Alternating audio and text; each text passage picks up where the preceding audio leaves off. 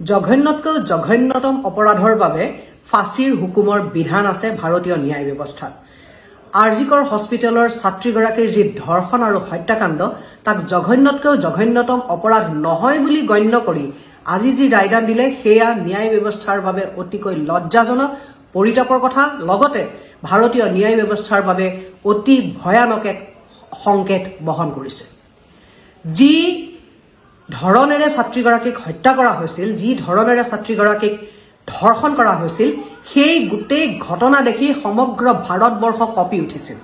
সেই বাতৰি পঢ়ি বা সেই বাতৰি ডিজিটেল মাধ্যমত দেখি আমাৰ গাৰ নোম শিয়ৰি উঠিছিল। সকলোৱে জানে যে এয়া জঘন্যতকৈ জঘন্যতম এক অপৰাধ, rarest of the rare crime. গতিকে তাত ফাঁচীৰ হুকুম কিয় নহ'ব?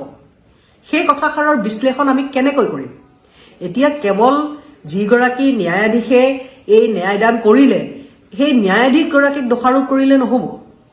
সমগ্ৰ ইনভেষ্টিগেশ্যন প্ৰচিডিঅ'ৰ তদন্তৰ প্ৰক্ৰিয়াত ডাঙৰ কেৰণ আছে।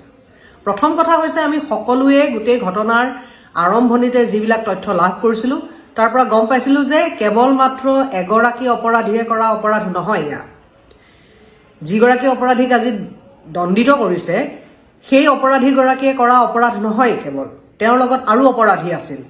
It was a case of gang rape. এইটো এটা দলবদ্ধ ধৰ্ষণ আৰু হত্যাৰ ঘটনা।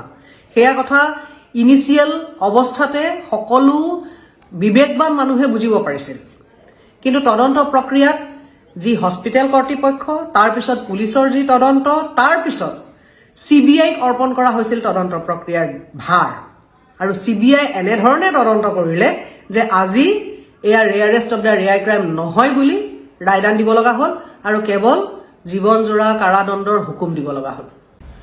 জঘন্যতকৈ জঘন্যতম অপৰাধৰ বাবে ফাঁচীৰ হুকুমৰ বিধান আছে ভাৰতীয় ন্যায় ব্যৱস্থাত। আৰজিকৰ হস্পিটেলৰ ছাত্ৰীগৰাকীৰ যি ধৰ্ষণ আৰু হত্যাকাণ্ড তাক জঘন্যতকৈ জঘন্যতম অপৰাধ নহয় বুলি গণ্য কৰি আজি যি ৰায়দান দিলে সেয়া ন্যায় ব্যৱস্থাৰ বাবে অতিকৈ লজ্জাজনক পৰিতাপৰ কথা, লগতে ভাৰতীয় ন্যায় ব্যৱস্থাৰ বাবে অতি ভয়ানক এক সংকেত বহন কৰিছে। যি ধৰণেৰে ছাত্ৰীগৰাকীক হত্যা কৰা হৈছিল, যি ধৰণেৰে ছাত্ৰীগৰাকীক ধৰ্ষণ কৰা হৈছিল, সেই গোটেই ঘটনা দেখি সমগ্ৰ ভাৰতবৰ্ষ কঁপি উঠিছিল। সেই বাতৰি পঢ়ি বা সেই বাতৰি ডিজিটেল মাধ্যমত দেখি আমাৰ গাৰ নোম শিয়ৰি উঠিছিল। সকলোৱে জানে যে এয়া জঘন্যতকৈ জঘন্যতম এক অপৰাধ, rarest of the rare crime. গতিকে তাত ফাঁচীৰ হুকুম কিয় নহ'ব? সেই কথাষাৰৰ বিশ্লেষণ আমি কেনেকৈ কৰিম? এতিয়া কেৱল যিগৰাকী ন্যায়াধীশে এই ন্যায়দান কৰিলে সেই ন্যায়াধীশগৰাকীক দোষাৰোপ কৰিলে নহ'ব। সমগ্ৰ ইনভেষ্টিগেশ্যন প্ৰচিডিঅ'ৰ তদন্তৰ প্ৰক্ৰিয়াত ডাঙৰ কেৰণ আছে। প্ৰথম কথা হৈছে আমি সকলোৱে গোটেই ঘটনাৰ আৰম্ভণিতে যিবিলাক তথ্য লাভ কৰিছিলোঁ তাৰ পৰা গম পাইছিলোঁ যে কেৱল মাত্ৰ এগৰাকী অপৰাধীয়ে কৰা অপৰাধ নহয়। এয়া যিগৰাকী অপৰাধীক আজি দণ্ডিত কৰিছে সেই অপৰাধীগৰাকীয়ে কৰা অপৰাধ নহয়, কেৱল তেওঁৰ লগত আৰু অপৰাধী আছিল। It was a case of gang rape. এইটো এটা দলবদ্ধ ধৰ্ষণ আৰু হত্যাৰ ঘটনা। সেয়া কথা ইনিচিয়েল অৱস্থাতে সকলো বিবেকবান মানুহে বুজিব পাৰিছিল, কিন্তু তদন্ত প্ৰক্ৰিয়াত যি হস্পিটেল কৰ্তৃপক্ষ, তাৰপিছত পুলিচৰ যি তদন্ত, তাৰপিছত CBIক অৰ্পণ কৰা হৈছিল তদন্ত প্ৰক্ৰিয়াৰ ভাৰ।